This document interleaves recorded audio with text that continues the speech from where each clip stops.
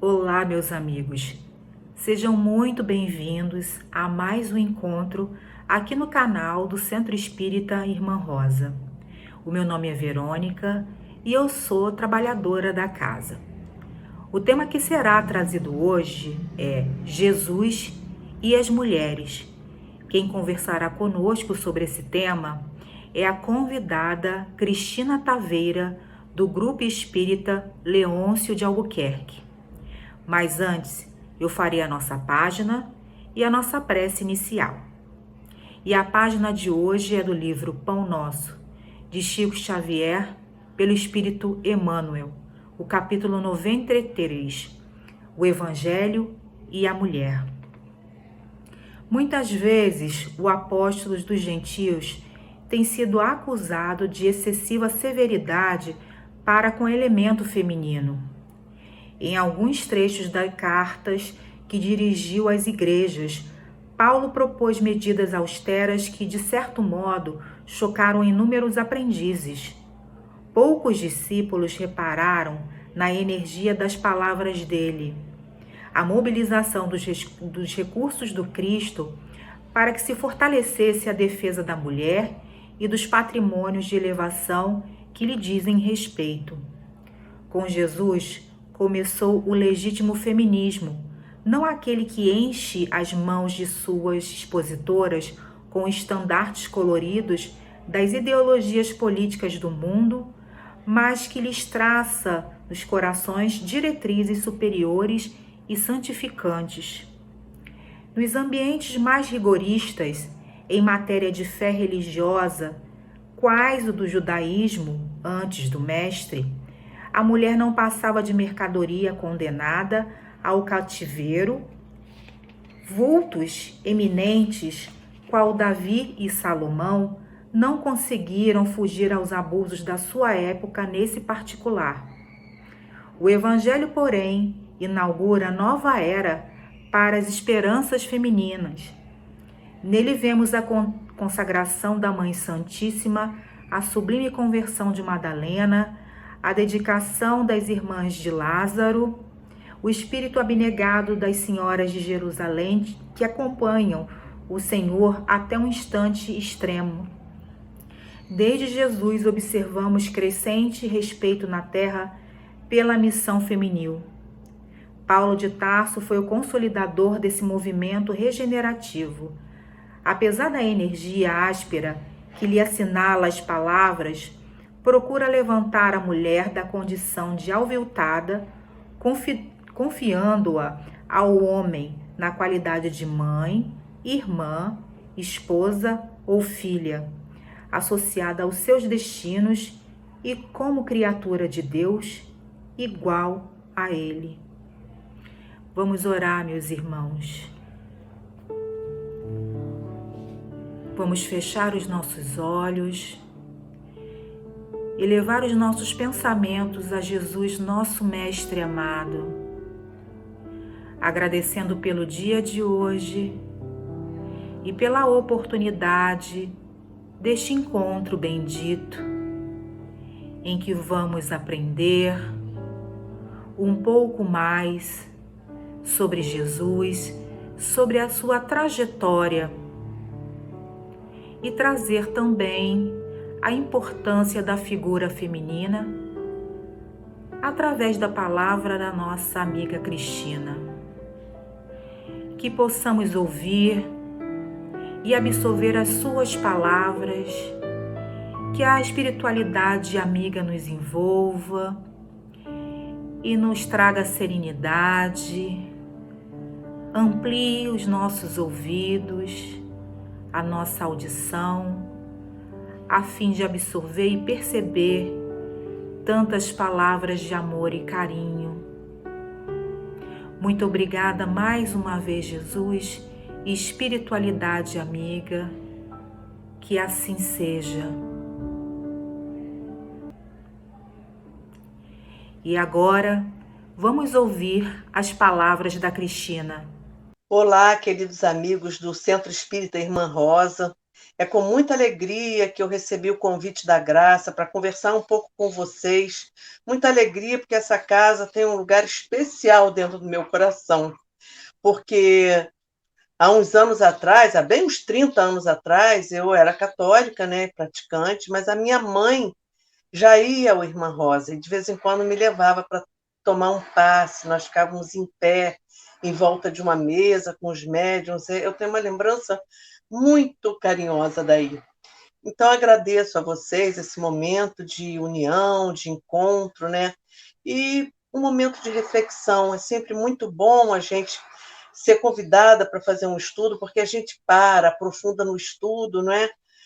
É necessário que a gente se instrua. E aí, esse momento sempre é um momento que a gente para um pouco, aprofunda num assunto, num outro. Então, agradeço o convite da Graça e da Casa de Irmã Rosa. O estudo de hoje é sobre o capítulo 28 do livro Seja Feliz Hoje. Esse livro é uma psicografia de Divaldo Franco, trazida pelo espírito Joana de Ângeles, esse livro que eu não conhecia, né? Eu comprei para fazer o estudo. Muito interessante, é um livro relativamente novo, né? E o capítulo que nós vamos estudar hoje é Jesus e as Mulheres. No prefácio, que é datado de agosto de 2016, Joana já nos diz que esse livro vem nos trazer reflexões, trazendo situações do nosso dia a dia, né?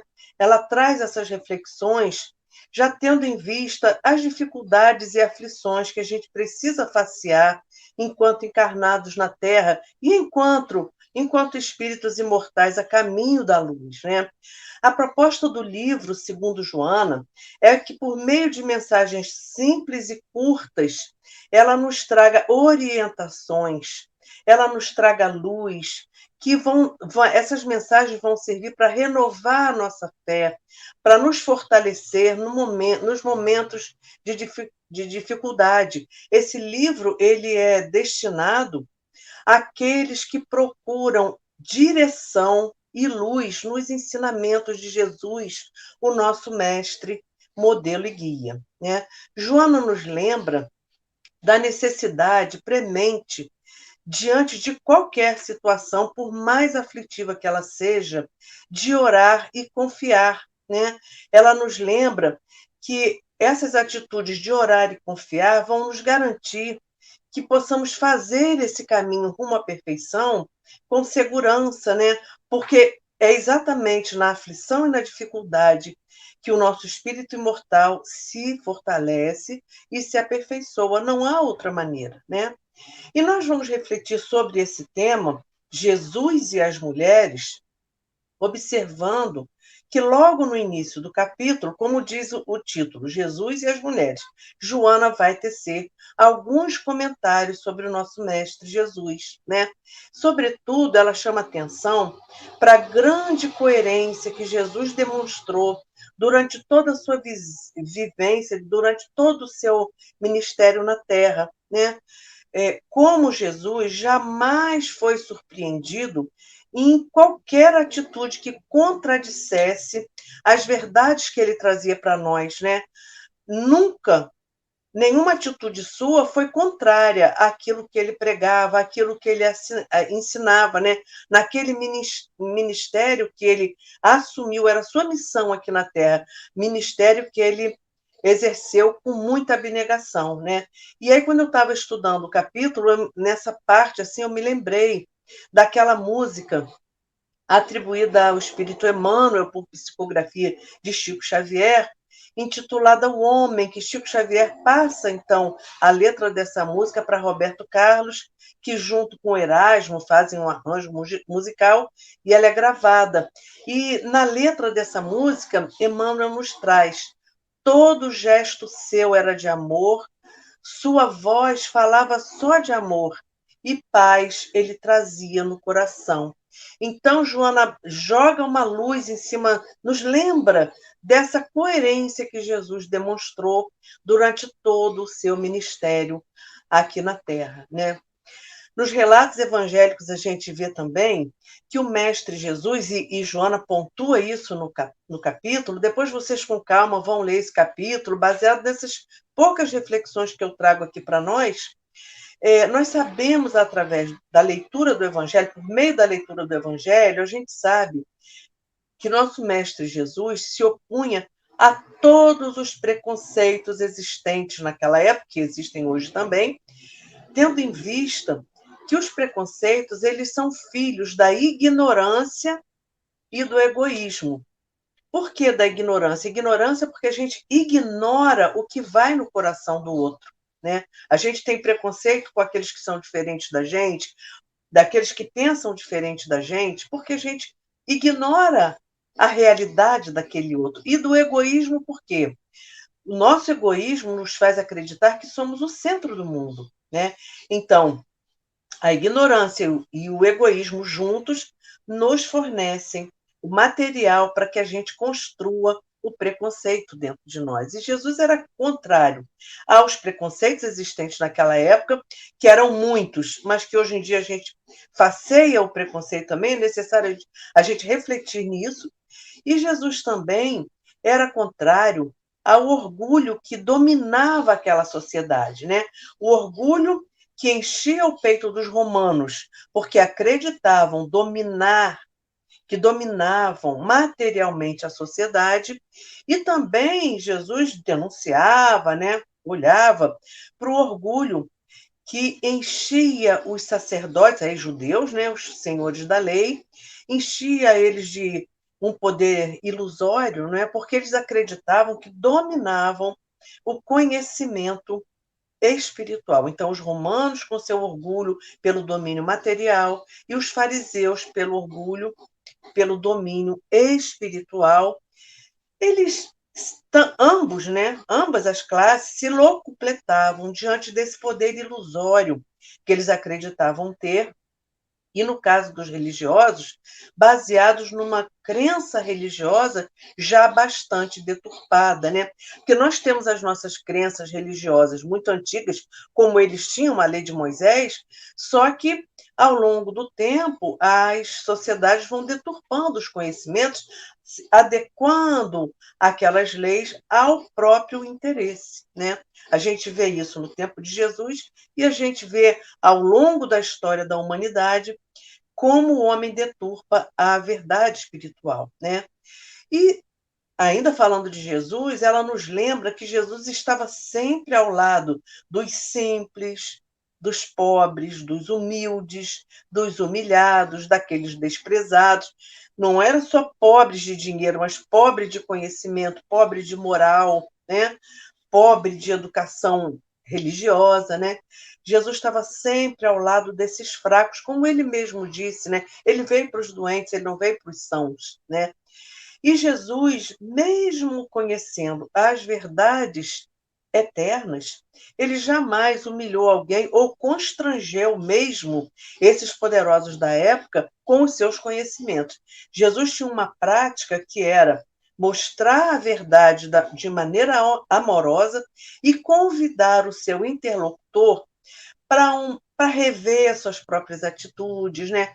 Para tomar um rumo novo na vida. Ele convidava a todos para se ocuparem da ação do bem e para fazerem um exame íntimo e escolher outro caminho, né? A gente lembra daquele encontro do senador Públio Lentulus, né?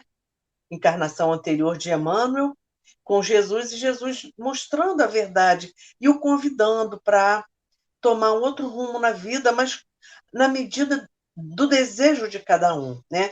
E Jesus fazia uma outra coisa também.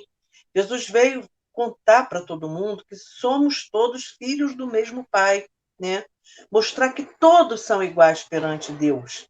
Todas essas coisas Jesus pontuava e demonstrava. Jesus, com paciência, com amor e muito vigor, ele aos poucos revogou aquelas leis duras que Moisés precisou colocar para o povo hebreu, né? Exatamente para ir disciplinando esse povo naquele seu exílio pelos 40 anos de deserto, né? Jesus, então, vem lançar uma luz, é a segunda revelação, lançar uma luz sobre aquela lei de Moisés, né? Jesus estava sempre cercado de hordas de esquecidos, erguendo o ânimo dessas pessoas e dando a eles um significado maior para a vida, né? Jesus nunca foi contra a lei. Ele sempre acatou a lei e a ordem vigentes, né? Sem jamais deixar de glorificar o reino dos céus. Estamos no mundo, precisamos viver a realidade desse mundo, mas a felicidade não é desse mundo, o reino do meu pai não é desse mundo, né? Meu reino não é desse mundo.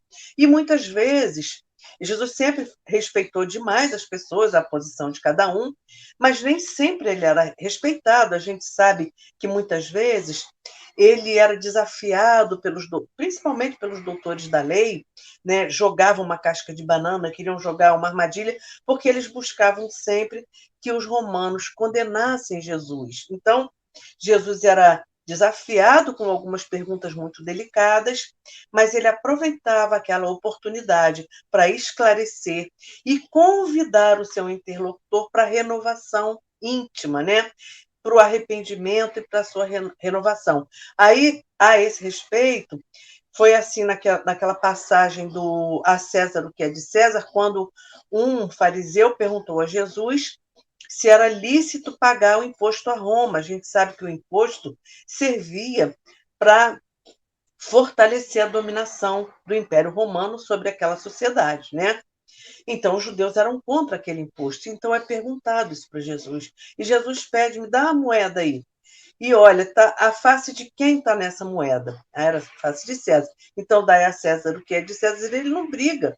Ele não fala que é ignorância, ele só mostra a verdade. E assim também foi naquela questão quando Jesus é perguntado por um fariseu qual era o maior mandamento. Um doutor da lei pergunta qual era o maior mandamento. Jesus explica qual era o maior mandamento, nos traz a belíssima parábola do bom samaritano, né? E nessa passagem, Jesus tanto ataca, né, vamos dizer, tenta destruir o preconceito que havia contra a Samaria, porque é um bom samaritano. O homem que socorre, o homem que usa de misericórdia com o próximo, nessa parábola, é um samaritano. Os samaritanos não eram aceitos pelos judeus, os judeus não gostavam nem de passar pelo território da Samaria, e Jesus traz, então, um samaritano como o portador da misericórdia, né? Então, nessa passagem, Jesus mostra que o preconceito não deve existir, porque o samaritano é o homem que socorre, e no final dessa passagem, ele ainda convida quem o perguntou. Ele diz o seguinte: vá e faze o mesmo. Então, ele ensina e convida a pessoa para seguir aquele ensinamento. Em outras passagens também, por exemplo, naquela passagem da mulher adúltera, que Jesus usa misericórdia numa situação em que a justiça poderia ser aplicada com todo o seu rigor, né? E aí Jesus ali exemplifica a lei de justiça, amor e caridade, né? Então, esses relatos, Joana vem mostrando para a gente como Jesus viveu essa vida totalmente coerente com o que ele ensinava. Jesus também acolhia crianças, idosos, mulheres, doentes, pessoas, os doentes que tinham que sair da sociedade e ir para o Vale dos Leprosos. Jesus atendia todo mundo. Todas essas pessoas que eram consideradas párias na sociedade, ele acolheu com um olhar amoroso e com uma palavra de estímulo, né? Na questão das crianças, a gente vê naquele livro Memórias de um Suicida, um dos instrutores da colônia Maria de Nazaré é uma das crianças que fez parte daquele episódio que Jesus coroa com aquela declaração: deixai vir a mim as criancinhas. É Aníbal de Silas, que vivencia aquele momento com Jesus, cresce convivendo com Jesus e se transforma inteiramente na colônia Maria de Nazaré. Ele é um instrutor do Evangelho, né? Então, assim, Jesus foi transformando os corações. O Messias também orientou que o trabalho e a fraternidade são o caminho para a felicidade, né? E ele disse também, demonstrou que o mais útil é muito mais importante do que o ocioso dourado. E assinala Joana de Ângeles, igualzinho, como dizem os espíritos no Livro dos Espíritos, que Jesus é a mais alta expressão da vida que a humanidade conhece, né? Então, nessa introdução do capítulo, ela traz toda essa reflexão a respeito do nosso Mestre Jesus. E, lembrando, falando rapidamente sobre Joana, a gente sabe que Joana de Ângeles, a gente conhece 4 encarnações de Joana de Ângeles, né? A gente conhece todas as 4 como mulher, no gênero feminino, né? Então, no século I, esse espírito se apresenta como Joana de Cusa, que conhece Jesus, se torna seguidora do ensinamento de Jesus, né? E morre como mártir do cristianismo, morre em Roma. Depois a gente vai encontrá-la entre os séculos XII e XIII, como Clara de Assis, seguidora de Francisco de Assis, que é encarnação de João Evangelista, né? Mais adiante, entre os séculos XII, esse entre o século XII e XIII, já depois, no século XIV, a gente vai encontrar esse espírito encarnado como Juana Inês de la Cruz, uma poeta, escritora, que se recolhe à vida monástica, né? No México, no século XIV. E, por último, o último conhecimento que a gente tem é Joana vem como Joana Angélica de Jesus, encarna no Brasil entre os séculos XVII e XVIII e XIX, né? E quanto à sua desencarnação, ela é uma abadesa, né? Ela é uma freira, abadesa, e quanto ao desencarne dela nessa encarnação, os autores eles divergem um pouco. Uns a descrevem como uma mártir da independência, dizendo que os soldados portugueses que estavam tentando debelar as revoltas pela independência vão ao monastério onde ela era abadesa para procurar rebeldes lá dentro, e ela impede, então, a entrada desses soldados lá, colocando o corpo dela na frente da porta, e ela acaba sendo morta. Então, uns dão a ela o título de mártir da independência e outros dizem que não, que ela estava defendendo a integridade das freiras que viviam ali dentro, porque os soldados eram muito truculentos, queriam entrar e certamente fariam violências contra as freiras, e que ela se coloca na porta do monastério, lá da abadia, enquanto as freiras fogem por um túnel que leva a um outro convento. E ela é, então, martirizada por aqueles soldados. De qualquer maneira, a gente tem conhecimento dessas 4 encarnações como mulher, né? E aí, a partir desse ponto, depois que ela fala de Jesus, ela passa, então, a nos relembrar alguns episódios que Jesus protagoniza com mulheres, né? Ela nos lembra que no tempo de Jesus, as mulheres não tinham nenhum significado social nem humano. Elas ocupavam uma posição muito subalterna na sociedade dos judeus, né? Ela era submetida, ela era a ela eram impostos castigos, penas muito duras, ela era muito maltratada. Eram submetidas à humilhação, à sujeição, castigos e penas absurdas. E elas eram tão subalternas que não poderiam ser saudadas em público. Também não poderiam sair de casa sem estar acompanhadas de um membro da família, né? Então, Joana lembra dessa situação das mulheres. E aí, o primeiro relato que ela traz é aquele encontro de Jesus com a mulher samaritana. É uma passagem da Bíblia, do Novo Testamento, que merece profundas reflexões. Eu trago aqui a pincelada da história para a gente depois se aprofundar. Vejamos, Jesus vem com seus discípulos de Cafarnaum para Jerusalém. O caminho é pela Samaria. Normalmente eles dariam a volta, mas Jesus fala: não, nós vamos por aqui. Enquanto alguns discípulos vão em busca de alimentos, ele se senta na beira do poço de Jacó. O poço de Jacó é um lugar importantíssimo na cultura dos judeus e fica na Samaria. Jesus se senta ali e aguarda, quando se aproxima dele, do poço, não de Jesus, uma mulher samaritana. E Jesus se dirige a ela, pede que ela dê água para ele. E ela pergunta: mas o senhor não tem um copo, uma tigela para pegar água e tal, e aí se entabula um diálogo entre eles dois. A mulher, aí Jesus fala das angústias dessa mulher, dos conflitos dessa mulher que já tinha passado por alguns casamentos, e ela se espanta por ele sendo judeu, se dirigir a ela e conversar com ela, uma mulher samaritana. E Jesus, então, naquele diálogo, ele revela para ela que ele é o Messias e que ele traz a água viva que dessedentaria a sede perene da humanidade. Então, Jesus se revela para uma mulher, né?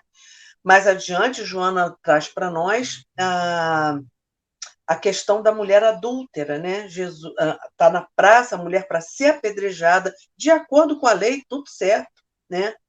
E, mais uma vez, os doutores da lei querem desafiar Jesus e perguntam se a mulher deveria ser, porque a lei dizia que deveria, quando Jesus toca a consciência daqueles homens presentes ali, perguntando, dizendo que aquele que estiver sem pecado, que atire a primeira pedra.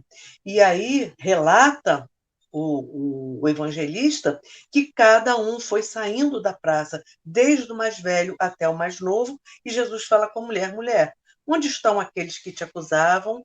E ela diz, não tem nenhum. E aí Jesus fala, eu também não vou te julgar, mas ele convida a mulher para renovação, para tomar um novo caminho na vida, quando ele diz, vá e não peques mais. O grande educador, né? Vamos pensar também na visita de Jesus à casa de Lázaro, na Betânia, onde Marta está fazendo serviço doméstico, para atender bem Jesus e seus discípulos, servindo, preparando um alimento, trazendo água limpa para eles lavarem o pé, enquanto Maria escuta as palavras de Jesus, né? E muitas vezes eu gosto de pensar que Marta e Maria somos nós, né? Dentro de nós existe Marta e Maria. E Marta se queixa ao mestre. Senhor, o senhor acha justo? Eu estou aqui trabalhando e Maria fica aí sentada te ouvindo, né? E Jesus, com muito amor, porque ele era muito amoroso, gostava muito dessa família, Jesus convida Marta para esquecer um pouco as questões materiais e se sentar junto à sua irmã Maria e ouvir o que ele tinha a dizer e seguir os seus ensinamentos. Então, Jesus chama a mulher para o centro da cena, né? Mais adiante, a gente lembra de Jesus acolhendo Maria de Magdala, né? Uma cortesã mal vista, inclusive pelos seus apóstolos, né? Jesus acolhe essa mulher com todo amor e chama que ela venha junto com ele matar sua fome de amor verdadeiro e que adote como seus filhos os filhos do Calvário, né? E são vários os relatos de Jesus com as mulheres. E por isso mesmo, Jesus vivia cercado de mulheres sofredoras, ignoradas, desprezadas, que junto dele não temiam nada nem ninguém. Elas se sentiam protegidas pelo Mestre Jesus, como a gente tem que se sentir também. No momento do sufoco, é junto dele que a gente vai encontrar o consolo, a consolação, a força que a gente necessita. Por isso, Jesus vivia cercado dessas mulheres que o seguiam com fidelidade, e nós vamos vê-las ao pé do Calvário, seguindo Jesus em todo o seu Calvário, seguindo a sua via dolorosa, ficando com ele. Seus discípulos ficaram com medo, se esconderam, fugiram, mas elas estavam lá. Né? Verônica enxuga seu rosto com seu lenço, a Maria de Magdala, a mãe Maria, Joana de Cusa, elas vão com Jesus até ele exalar seu último suspiro. Né? Então, essas mulheres que ele valorizou, que ele fortaleceu, que ele deu a palavra de estímulo para que elas vencessem a vida de ilusões que muitas vezes a gente se enreda, né? Nessa vida de ilusão, né? E é exatamente para uma delas que Jesus vem revelar que ele não havia morrido, ele vem revelar o grande lance daquela encarnação, né? Que era a imortalidade da alma. É exatamente para Maria de Magdala que ele se apresenta envolto em luz e glória, né? Jesus, conhecedor profundo da alma humana, conhecedor das dores da alma, ele funcionou como um verdadeiro psicoterapeuta da alma, né? Aliviou aquelas mulheres que o procuravam, ávidas de consolo e significado para aquelas vidas muitas vezes tão sem sentido, né? Estimulando-as a se libertar da escravidão, da ilusão, né?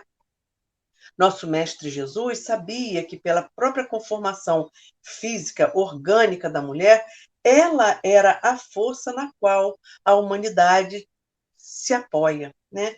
Jesus deu às mulheres o destaque para que elas vencessem aquela distância social onde elas eram mantidas e viessem para o centro da vida, né? Para o centro da família, para o centro da vida.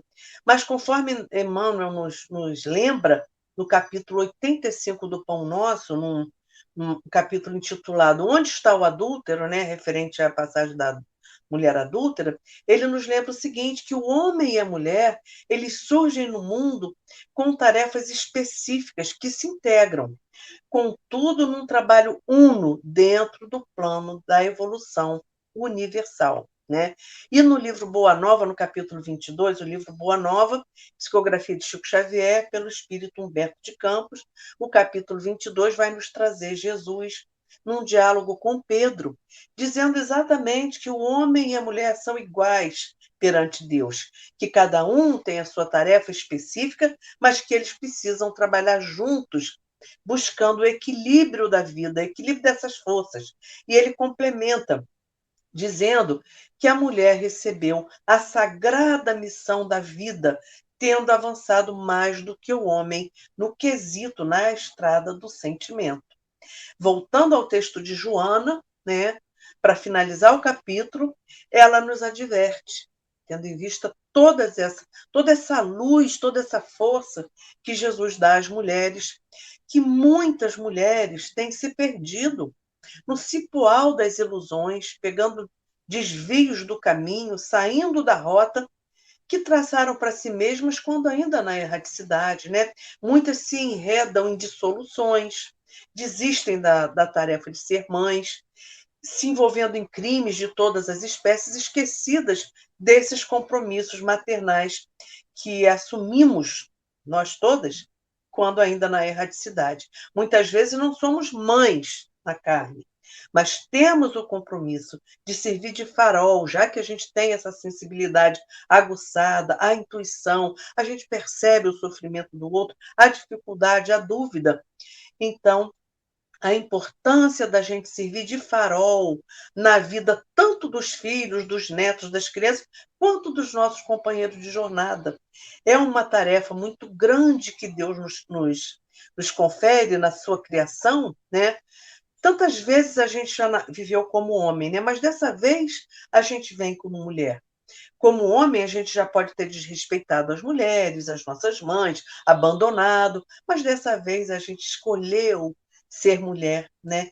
Então é necessário a gente não esquecer, não vamos fazer como as noivas imprevidentes lá da história do Testamento, em que, aguardando a chegada do noivo prometido, 5 delas tinham óleo para manter acesa a chama das suas lâmpadas e 5 não tinham. Então, é importante que a gente mantenha esse óleo da lâmpada, essa fé na vida acesa, para que a gente possa cumprir o nosso papel nessa tarefa que Deus nos deu. É uma tarefa muito grande, mas que para cumpri-la, a gente precisa de pequenos gestos, na gentileza de atitudes, na atenção à necessidade do próximo. Não é nada grandioso, a gente não tem que queimar no circo romano, basta que a gente haja com amor, com amorosidade, lembrando de todas essas mulheres do Evangelho, lembrando da nossa Mãe Maria, do amor que ela dedicou a vida toda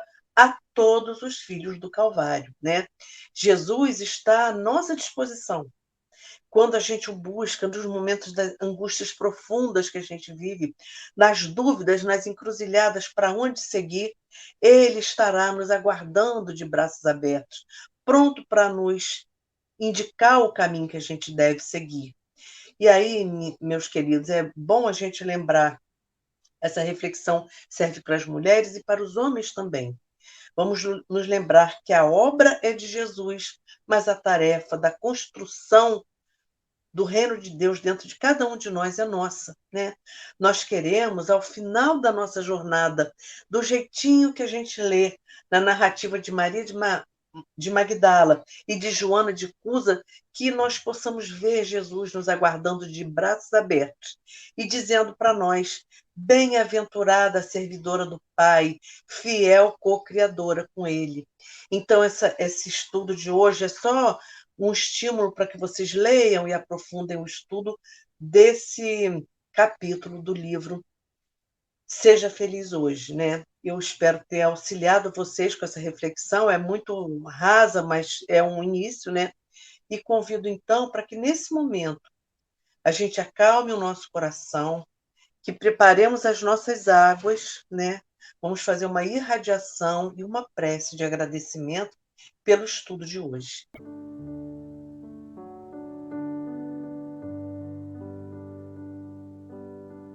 Então, sobretudo, estamos aqui, Senhor, imensamente agradecidos por essa pausa que fazemos no nosso dia a dia, por esse momento de reflexão, por esse momento de olharmos com carinho para as lições do nosso Mestre Jesus, para ouvir as orientações de tantos benfeitores espirituais que nos trazem luzes sobre esse Evangelho.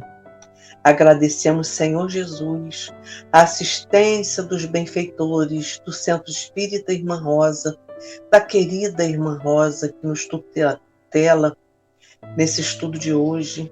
Agradecemos aos mentores de cada um de nós, de todos aqueles que foram citados aqui no estudo. Obrigada pelas luzes que chegam até nós. Obrigada pela inspiração na prática do amor. Senhor Jesus, amigos espirituais, solicitamos a sua presença ao nosso lado nesse momento, retirando de nós tudo que não for da vontade do Pai, transfundindo a nossa energia de cansaço, de doença, de desânimo e transformando numa energia curativa de força, de luz, de alegria e de esperança. Visitem nosso lar, cada cômodo de nossas casas, cada canto do nosso coração. Te pedimos também assistência para os lares dos nossos queridos, domiciliados na terra e também no plano espiritual. Pedimos também a bênção reconfortadora, energizante, para todos os doentes do corpo e da alma, nos quais pensamos nesse momento.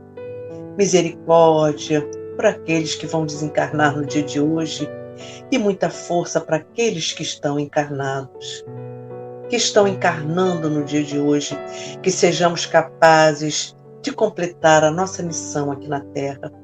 Senhor Jesus, não nos deixe esquecer que somos espíritos imortais, caminhando a caminho da luz.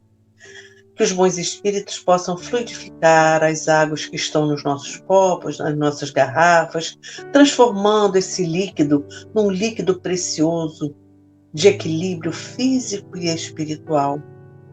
Que possam nos abençoar, nos dar a luz ao pensamento, ao coração, que nos ensinem a amar e a seguir divulgando o ensinamento de Jesus, mais pelas nossas atitudes do que pelas nossas palavras. Obrigada, Senhor Jesus. Abençoa cada um desses benfeitores que estão ao nosso lado e abençoa o lar de cada um que está acompanhando nesse momento a nossa prece. Se conosco, Mestre Jesus, hoje, agora e sempre, que assim seja, graças a Deus.